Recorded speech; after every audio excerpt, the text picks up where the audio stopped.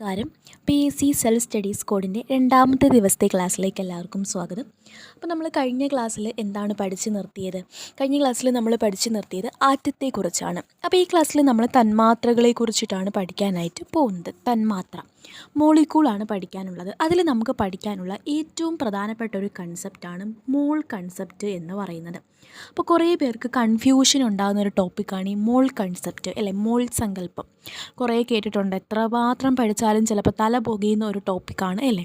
നമുക്കതിന്ന് സിമ്പിളായിട്ട് പഠിച്ചാലോ? ഈ ക്ലാസ് നിങ്ങൾ കണ്ടു തീരുമ്പോഴത്തേനും നിങ്ങൾക്ക് ആ ഒരു ടോപ്പിക്ക് സിമ്പിളായിട്ട് മനസ്സിലാക്കാനായിട്ട് പറ്റും. അപ്പോൾ ശ്രദ്ധയോടെ ഇരിക്കുക. ക്ലാസ് ഇഷ്ടപ്പെടുകയാണെങ്കിൽ നിങ്ങൾ ഒന്ന് കമൻറ്റ് ചെയ്യുക. ഓക്കെ ആണല്ലോ?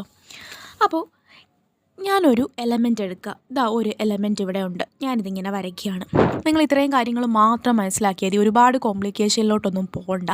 ഈ കാര്യങ്ങൾ ഈ ക്ലാസ് ഒന്ന് കേട്ട് മനസ്സിലാക്കുകയാണെങ്കിൽ ഈ ഭാഗത്തു നിന്ന് വരുന്ന ചോദ്യങ്ങൾക്ക് നിങ്ങൾക്ക് ഉത്തരം എഴുതാനായിട്ട് പറ്റും. ഇപ്പം നമുക്ക് മോളുകളുടെ എണ്ണം കണ്ടെത്തുക അല്ലെങ്കിൽ ആറ്റങ്ങളുടെ എണ്ണം കണ്ടെത്തുക രീതിയിൽ കണക്കൊക്കെ ഈ ഒരു കെമിസ്ട്രിയുടെ ഭാഗത്തു നിന്ന് ചോദിക്കുന്നുണ്ട്. അപ്പോൾ ഞാൻ ഇവിടെ എന്താണ് എടുത്തത്? ഒരു എലമെൻ്റ് എടുത്തു. ഒരു മൂലകമാണ് ഈ എടുത്തിരിക്കുന്നത്. അപ്പോൾ ഒരു മൂലകം എന്ന് പറയുമ്പോൾ അതിൽ കുറേ ആറ്റങ്ങൾ കാണും. കണ്ടോ? കുറേ നമുക്ക് എണ്ണാൻ പറ്റുമോ? ഇല്ല.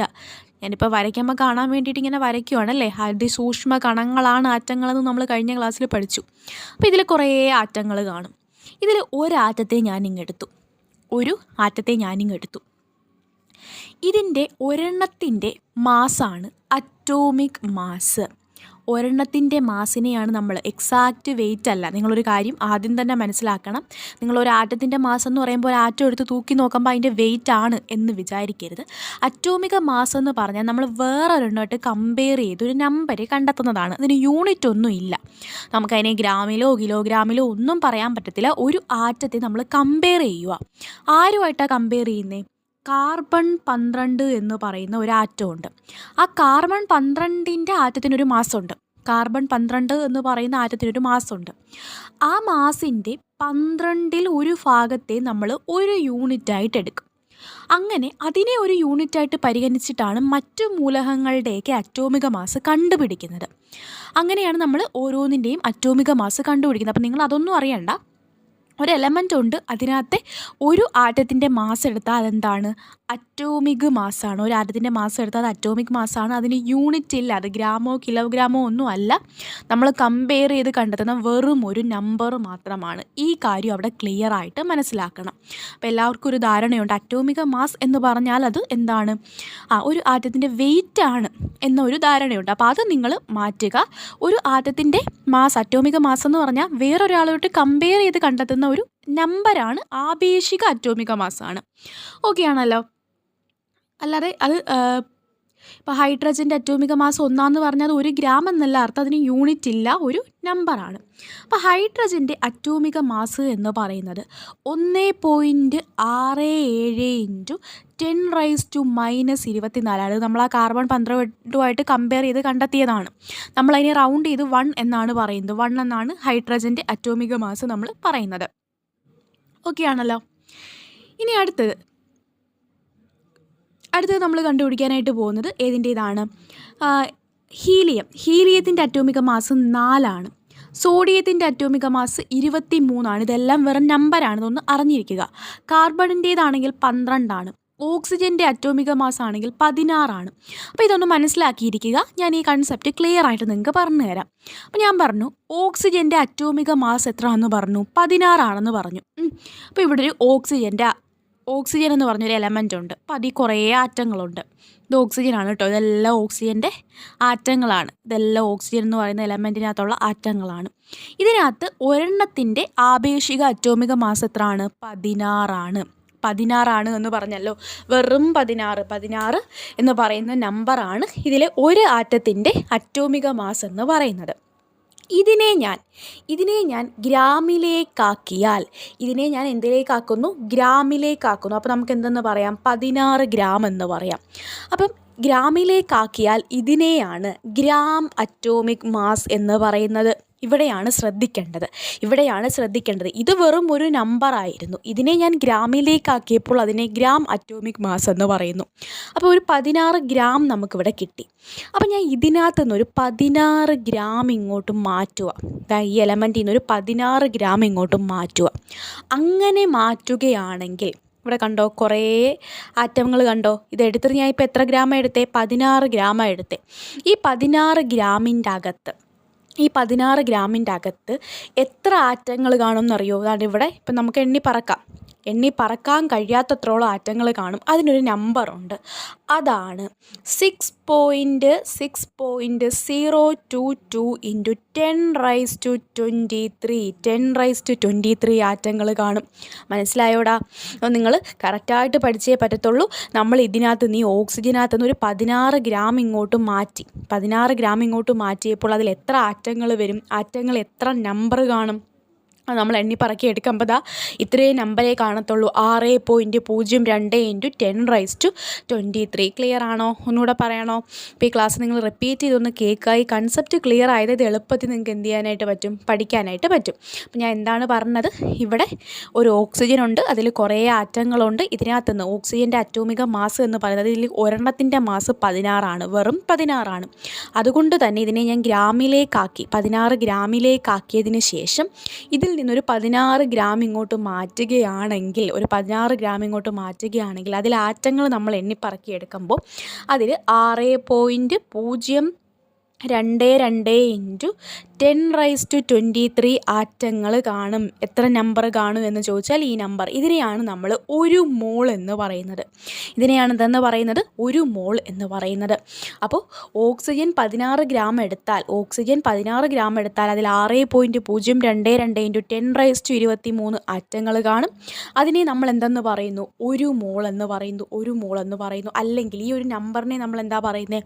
Avogadro number, NA. ഇങ്ങനെയാണ് നമ്മളതിനെ റെപ്രസെൻറ്റ് ചെയ്തത്. ക്യാപിറ്റൽ Nനും അതിൻ്റെ അടിയിലൊരു Aയും ഇങ്ങനെയാണ് റെപ്രസെൻറ്റ് ചെയ്യുന്നത്. ഇതിനെയാണ് അവോഗാഡ്രോ നമ്പർ എന്ന് പറയുന്നത്. ക്ലിയർ ആണോ? അപ്പോൾ ഈ കൺസെപ്റ്റ് അറിയാമെങ്കിൽ നിങ്ങൾക്ക് ഈ ഒരു പോർഷൻ എളുപ്പത്തിൽ പഠിക്കാനായിട്ട് പറ്റും. കൂടുതൽ കോംപ്ലിക്കേഷനൊന്നും വേണ്ട, ഇങ്ങനെ ഒന്ന് മനസ്സിലാക്കി ഇരുന്നാൽ മതി. ഇനി നമ്മൾ പറയാനായിട്ട് പോകുന്നത്, നമ്മൾ പറഞ്ഞു ഓക്സിജൻ്റെത് 16 ആയതുകൊണ്ടാണ്, ഓക്സിജൻ്റെ അറ്റോമിക മാസ് 16 ആയതുകൊണ്ടാണ് അതിനെ നമ്മൾ 16 ഗ്രാം ആക്കി എടുത്തപ്പോൾ അതിലെന്തുള്ളത്? ഒരു മോൾ ആറ്റങ്ങൾ, ഒരു മോൾ ഉള്ളത്, അല്ലെങ്കിൽ 6.022 ഇൻറ്റു 10⁻23 ആറ്റങ്ങളുള്ളത്. അങ്ങനെയാണെങ്കിൽ സോഡിയത്തിൻ്റെ അറ്റോമിക മാസ് 23. അതായത് സോഡിയം ആറ്റം എടുത്താൽ അതിൽ ഒരു ആറ്റത്തിൻ്റെ മാസ് 23, വെറും 23 ഗ്രാം അല്ല, വെറും 23. നമ്മളതിനെ ഗ്രാമിലേക്കാക്കി അതിൽ നിന്നൊരു 23 ഗ്രാം ഇങ്ങോട്ട് മാറ്റുകയാണെങ്കിൽ അതിൽ എന്ത് കാണും? ഒരു മോള് കാണും. അങ്ങനെയാണെങ്കിൽ 46 ഗ്രാം സോഡിയത്തിലോ 23 ഗ്രാമിൽ ഒരു മോള്. അപ്പം 46 ഗ്രാമിൽ എത്ര മോള് കാണും? 23ൻ്റെ ഇരട്ടിയല്ലേ, 2 മോള് കാണും. 46/23 ചെയ്ത് നോക്കിയാൽ മതി, അതിലെന്ത് കാണും? 2 മോള് കാണും. അപ്പോൾ ഇങ്ങനെ നമുക്ക് എളുപ്പത്തിൽ കണ്ടെത്താനായിട്ട് കഴിയും. അങ്ങനെയാണെങ്കിൽ ഓക്സിജൻ്റെ നമ്മൾ പറഞ്ഞു 16. അങ്ങനെയാണെങ്കിൽ 32 ഗ്രാം ഓക്സിജനിൽ എത്ര മോളുകൾ കാണും? 32/16 ചെയ്താൽ പോരെ? എത്ര മോള് കാണും? 2 മോള് കാണും. അതിൽ എത്ര ആറ്റം ഉണ്ടെന്ന് ചോദിച്ചാലോ, ഒരു മോളിൽ നമ്മൾ പഠിച്ചു അല്ലേ, 6.022 ഇൻറ്റു 10⁻23. അപ്പോൾ 2 മോളിലോ നമ്മൾ കുഞ്ഞു ക്ലാസ്സിൽ പഠിച്ചിട്ടില്ലേ, ഒന്നിൽ ഇത്രയാണെങ്കിൽ 2 ഇത്രയാണെന്ന് കണ്ടുപിടിക്കുക. എങ്ങനെ? 2 ഇൻറ്റു ആ നമ്പർ ചെയ്താൽ മതി. ക്ലിയർ ആണോ? ഇങ്ങനെയാണ് നമ്മൾ കണ്ടുപിടിക്കുന്നത്. എത്ര മോളുണ്ടെന്ന് ചോദിക്കാലും എത്ര ആറ്റങ്ങളുണ്ട് എന്ന് കണ്ടുപിടിക്കാൻ ചോദിച്ചാൽ ഇങ്ങനെയാണ് കണ്ടുപിടിക്കുന്നത്. ക്ലിയർ ആണല്ലോ? ഇനി നമുക്ക് പഠിക്കാനായിട്ടുള്ളത് മോളിക്കുലാർ മാസ് എന്താണെന്നാണ്. മോളിക്കുലാർ മാസ് നമ്മൾ ആറ്റത്തിൻ്റെ മാസ് പഠിച്ചപ്പോൾ എന്താണെന്ന് പഠിച്ചു? അറ്റോമിക മാസ് പഠിച്ചു. ഇനി ഒരു തന്മാത്രയുണ്ടെങ്കിൽ, ഓക്സിജൻ്റെ ഒരു തന്മാത്രയുണ്ടെങ്കിൽ, ഇപ്പോൾ അല്ലേ ഓക്സിജൻ്റെ ഒരു തന്മാത്രയുണ്ട്, ഓക്സിജൻ്റെ തന്മാത്ര എന്ന് പറഞ്ഞാൽ എന്താണ്? O2. അപ്പം അറ്റോമിക് മാസുകളെല്ലാം കൂടെ കൂട്ടുമ്പോഴാണ് എന്ത് കിട്ടുന്നത്? മോളിക്കുലാർ മാസ് കിട്ടുന്നത്. മോളിക്കുലാർ മാസ് നമ്മൾ ഗ്രാമിലേക്കാക്കിയാൽ അതിനെ എന്തെന്ന് പറയും? ഗ്രാം മോളിക്കുലാർ മാസ്, അല്ലെങ്കിൽ GMM എന്ന് പറയും അല്ലേ. ഓക്സിജൻ്റെ ഒരു ഓക്സിജനെ ഉള്ളായിരുന്നപ്പോൾ എത്രയായിരുന്നു? 16. അപ്പോൾ അതിൻ്റെ GMM അല്ലെങ്കിൽ മോളിക്കുലാർ മാസ് ചോദിക്കുകയാണെങ്കിൽ എത്രയാണ്? 32. അപ്പോൾ നമ്മൾ ഏതെങ്കിലും ഒരു മൂലകം അതിൻ്റെ മോളിക്കുലാർ മാസ് എത്രയാണോ അത്രയും ഗ്രാം എടുത്താലും അതിൽ എത്ര തന്മാത്രകളാണ് കാണുന്നത് എന്നറിയാമോ? 6.022 ഇൻറ്റു 10⁻23 തന്മാത്രകൾ. തന്മാത്രകൾ. നേരത്തെ നമ്മളെന്താണ് ആറ്റത്തിൻ്റെ കേസാണ് പഠിച്ചത് അല്ലേ? ഒരു മൂലകത്തിൻ്റെ അറ്റോമിക മാസ് എത്രയാണോ അത്രയും എടുത്താൽ അതിൽ ഈ നമ്പർ ആറ്റങ്ങൾ കാണും. ഇപ്പം എന്താണ് പറഞ്ഞത്?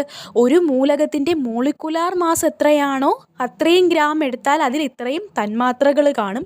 അതിനെയും നമ്മൾ എന്തെന്ന് തന്നെയാണ് പറയുന്നത്? ഒരു മോൾ എന്ന് തന്നെയാണ് പറയുന്നത്. ഒരു മോൾ എന്ന് തന്നെയാണ് പറയുന്നത്. ക്ലിയർ ആണോ? അങ്ങനെയാണെങ്കിൽ നമുക്കൊരു കാര്യം ചെയ്യാം. നമുക്കൊരു കണക്ക് തരാം, നിങ്ങളൊന്ന് ചെയ്ത് നോക്കിക്കേ. നിങ്ങൾ ഈ ഒരു ഐഡിയ വേണം. ഓക്സിജൻ്റെ മോളിക്കുലാർ മാസ് 32 ആണെങ്കിൽ അതിന് എന്താ പറയുന്നത്? ഒരു മോളെന്ന് പറയും. അതിൽ എത്ര തന്മാത്രകൾ കാണും? അവോഗാഡ്രോ നമ്പർ തന്മാത്രകൾ കാണും. സോഡിയത്തിൻ്റെ മോളിക്കുലാർ മാസ് 23 46 അപ്പോൾ അതിനെ നമ്മൾ എത്ര എന്നാ പറയുന്നത്? ഒരു മോളെന്നാണ് പറയുന്നത്. ക്ലിയർ ആണല്ലോ?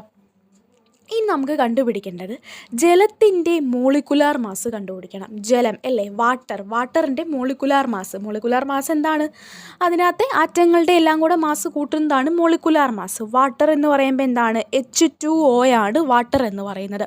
അപ്പോൾ നമുക്ക് എച്ചിൻ്റെ മാസ് അറിയാം. എച്ചിൻ്റെ അറ്റോമിക മാസ് 1 ഉള്ള എത്ര എച്ചുകളുണ്ട്? 2 എച്ചുകളുണ്ട്. അപ്പോൾ 1 × 2 പ്ലസ് ഓക്സിജൻ്റെ എത്രയാണോ? 16 ഇപ്പം എല്ലാം കൂടെ കൂട്ടുമ്പോൾ നമുക്ക് എത്ര എന്ന് കിട്ടും? 18 എന്ന് കിട്ടും. അപ്പോൾ ഇതിൻ്റെ മോളിക്കുലാർ മാസ് എത്രയെന്ന് കിട്ടി? 18 എന്ന് കിട്ടി. അപ്പം വാട്ടറിൻ്റെ മോളിക്കുലാർ മാസ്, ഒരു മോളിക്കൂളിൻ്റെ ഒരു തന്മാത്രയുടെ മോളിക്കുലാർ മാസ് എന്താണ്? അതിലെ ആറ്റങ്ങളുടെ എല്ലാം കൂടെ മാസ് കൂട്ടിയത് ഇതിനകത്ത് 2 Hഉം 1 Oയും കൂടെ കൂട്ടിയപ്പോൾ നമുക്ക് എത്ര കിട്ടി? 18 കിട്ടി. അപ്പോൾ ഈ 18 എന്ന് പറഞ്ഞാൽ എന്താണ്? ഒരു GMM ആണ്. ഇതെന്ന് പറയുന്നത് ഒരു മോളാണ്. ഇതിനകത്ത് എത്ര തന്മാത്രകൾ കാണും? 6.022 × 10⁻23 തന്മാത്രകൾ കാണുമെന്ന് അറിഞ്ഞിരിക്കുക. ക്ലിയർ ആണല്ലോ? ഓക്കെ ആണല്ലോ? അങ്ങനെയാണെങ്കിൽ ഒരു ചോദ്യം, എൻ്റെ ചോദ്യം, 90 ഗ്രാം, നമ്മൾ 90 ഗ്രാം വെള്ളം എടുക്കുവാണ്. 90 ഗ്രാം വെള്ളത്തിൽ എത്ര മോളുകൾ കാണും? അതാണ് ചോദ്യം. 90 ഗ്രാം വാട്ടർ എടുക്കുകയാണ്, H2O. 90 ഗ്രാം H2O എടുത്താൽ അതിനകത്ത് എത്ര മോളുകൾ കാണുമെന്നാണ് ചോദ്യം. അപ്പം നമ്മൾ പഠിച്ചു അല്ലേ, മോളിക്കുലാർ മാസ് എത്രയാണ് വാട്ടറിൻ്റെ? അത് 18 ആണ്. 18നകത്ത് ഒരു മോളാണ്. അങ്ങനെയാണെങ്കിൽ 90ലോ? 90/18 ചെയ്താൽ മതി. 90/18 എത്രയാണ്? 5 മോളാണ്. കിട്ടിയല്ലോ. 90/18 എത്രയാണ്? 5 ആണ്. അപ്പോൾ ഇങ്ങനെയാണ് നമ്മൾ എന്ത് ചെയ്യുന്നത്? കണ്ടുപിടിക്കുന്നത്, മോളുകളുടെ എണ്ണം കണ്ടുപിടിക്കുന്നത്. അപ്പോൾ ഈ ഒരു കൺസെപ്റ്റ് ക്ലിയർ ആയെന്ന് വിശ്വസിക്കുന്നു. ആറ്റങ്ങളുടെ എണ്ണവും തന്മാത്രകളുടെ എണ്ണവും, മോൾ കൺസെപ്റ്റ് ഏറ്റവും പ്രധാനപ്പെട്ട ഒരു പോർഷനാണ് ഇന്നത്തെ ക്ലാസ്സിൽ പറഞ്ഞത്. അപ്പോൾ ഇതുമായിട്ട് ബന്ധപ്പെട്ട് എന്തെങ്കിലും ഡൗട്ട് ഉണ്ടെങ്കിൽ നിങ്ങൾക്ക് എന്ത് ചെയ്യാം? നമ്മുടെ ടെലിഗ്രാം ചാനലിൽ ജോയിൻ ചെയ്യുകയാണെങ്കിൽ അതിൽ ചോദിക്കാം. യൂട്യൂബ് കമൻറ്റായിട്ട് ചോദിക്കുകയാണെങ്കിൽ അങ്ങനെ ചോദിക്കാം. എങ്ങനെയാണെങ്കിലും നിങ്ങൾക്ക് മനസ്സിലാവാത്ത പോർഷനാണെങ്കിൽ നമ്മൾ എന്ത് ചെയ്യും? അതിന് ആൻസർ തരുന്നതായിരിക്കും. ക്ലിയർ ആണല്ലോ? ഓക്കെ ആണെങ്കിൽ ഇന്ന് നമ്മൾ നോക്കാനായിട്ട് പോകുന്നത് എന്താണ് standard temperature and pressure, STP എന്ന് കേട്ടിട്ടുണ്ടോ? നമ്മൾ 273 കെൽവിൻ താപനിലയാണല്ലേ, ഒരു ATM പ്രഷറിലും നമ്മളൊരു വാതകം എടുക്കുകയാണെങ്കിൽ ഏതൊരു വാതകത്തിൻ്റെയും നമ്മളൊരു 6.022 × 10⁻23 തന്മാത്രകൾ എടുക്കുകയാണെങ്കിൽ അതിൻ്റെ വ്യാപ്തം എന്ന് പറയുന്നത് 22.4 ലിറ്റർ ആയിരിക്കും. 22.4 ലിറ്റർ ആയിരിക്കും എന്ന് അറിഞ്ഞിരിക്കുക. അതായത് 22.4 ലിറ്റർ വ്യാപ്തമായിരിക്കും 273 കെൽവിനിലും ഒരു ATM അന്തരീക്ഷ മർദ്ദത്തിലും നമ്മൾ ഇത്രയും അവോഗാഡ്രോ നമ്പർ തന്മാത്രകൾ എടുക്കുകയാണെങ്കിൽ അതിൻ്റെ വ്യാപ്തം എത്ര ആയിരിക്കും? 22.4 ലിറ്റർ ആയിരിക്കും. ഇനി നമ്മൾ ഈ 273 കെൽവിനെയും ഒരു ATM പ്രഷറിനെയുമാണ് STP, standard temperature and pressure എന്ന് പറയുന്നത്. STP എന്ന് പറയുന്നത് സ്റ്റാൻഡേർഡ് ടെമ്പറേച്ചർ ആൻഡ് പ്രഷർ. നമുക്ക് വേറൊരു വിധത്തിലും പറയാം. STPയിൽ സ്ഥിതി ചെയ്യുന്ന ഏതൊരു വാതകത്തിൻ്റെയും ഒരു മോൾ, അതായത് ഇതെന്ന് പറഞ്ഞാൽ ഒരു മോളല്ലേ, ഒരു മോൾ എടുത്താൽ അതിന് എത്ര ആയിരിക്കും വ്യാപ്തം? 22.4 ലിറ്റർ ആയിരിക്കുമെന്ന് അറിഞ്ഞിരിക്കുക. അപ്പോൾ ഈ കൺസെപ്റ്റും കൂടെ നിങ്ങൾ ഈ ഒരു കാര്യത്തിൽ അറിഞ്ഞിരിക്കുക. അപ്പം STPയിൽ നമ്മൾ 44.7 8 ലിറ്റർ വാതകം എടുത്താൽ അവിടെ എത്ര മോള് കാണും? 22.4 ലിറ്റർ 1 മോള്. അപ്പം 44.8 അതിൻ്റെ ഇരട്ടിയല്ലേ? എത്ര മോളായിരിക്കും? 2 മോളായിരിക്കും. ക്ലിയർ ആണല്ലോ? അപ്പോൾ ഇത്രയും കാര്യങ്ങളാണ് ഇന്നത്തെ ക്ലാസ്സിൽ പറയുന്നത്. ഒത്തിരി നിങ്ങളെ ഫോഴ്സ് ചെയ്ത് കൺഫ്യൂഷൻ ആക്കുന്നില്ല. അപ്പം നിങ്ങൾക്കിത് മനസ്സിലായി എന്നുണ്ടെങ്കിൽ നിങ്ങൾ ചാനൽ സബ്സ്ക്രൈബ് ചെയ്ത് നമ്മുടെ മുന്നോട്ടുള്ള ക്ലാസ്സുകൾക്ക് സപ്പോർട്ട് നൽകുക. നമ്മുടെ ടെലിഗ്രാം ചാനലിൽ എക്സാമുകളുണ്ടായിരിക്കും. ഓക്കെ ആണല്ലോ? അപ്പോൾ എല്ലാവർക്കും ക്ലാസ് മനസ്സിലായെന്ന് വിശ്വസിക്കുന്നു. നമ്മുടെ 2ാമത്തെ ദിവസത്തെ ക്ലാസ്സാണ്. അപ്പോൾ അടുത്ത ക്ലാസ്സിൽ കാണാം. Thank you.